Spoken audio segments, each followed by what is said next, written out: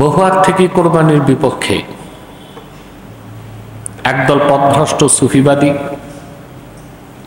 পরবর্তীতে কিছু হিন্দুত্ববাদী কোরবানির বিরোধিতা করেছে কলে কৌশলে, চতুরতার মাধ্যমে, ভুল ব্যাখ্যা এবং অপব্যাখ্যার মাধ্যমে। যেমন অনেক সময় অতি মানবতাবাদী কিছু বের হয়, অতি মানবতাবাদী। তারা বলে থাকে বন্যা দুর্যোগ এ সময় কোরবানি না করে গরিব মিসকিনকে, বন্যার্তদের সাহায্য করলে বেশি সওয়াব। না, যার উপর কোরবানি ওয়াজিব তাকে কোরবানি করতে হবে।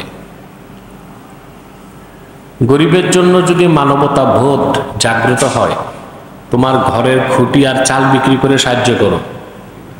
তাই বলে ইসলামের নিদর্শনকে খাটো করা, পাশ কেটে যাবার কোনো সুযোগ।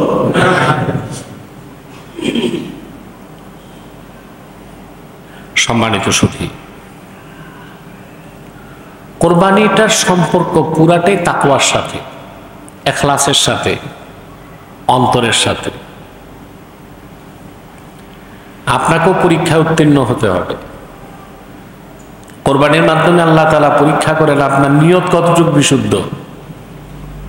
সুবহানাল্লাহ। তার নিয়ত কতটুকু ভালো, আল্লাহ তাআলার জন্য কে কতটুকু উৎসর্গ করতে পারে তার সম্পদ, এই পরীক্ষাটা আল্লাহ কোরবানির মাধ্যমে আমাদের থেকে নেন কিনা।